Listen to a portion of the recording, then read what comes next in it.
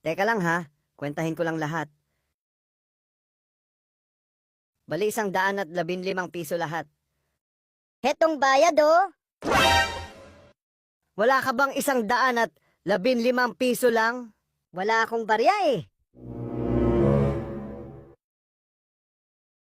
Alam ko na. Tinuro sa akin to ng nanay ko eh. Manghihingi ako ng 15 tapos bibigyan ko siya ng 100. May 15 ka? Bibigyan kita ng 100. Wala eh. Pero may 20 piso ako dito.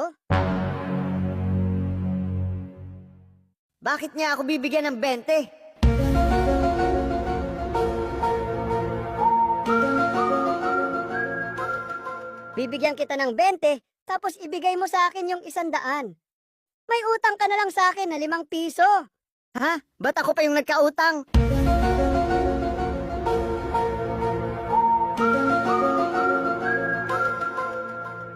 Akin na nga tong mga to.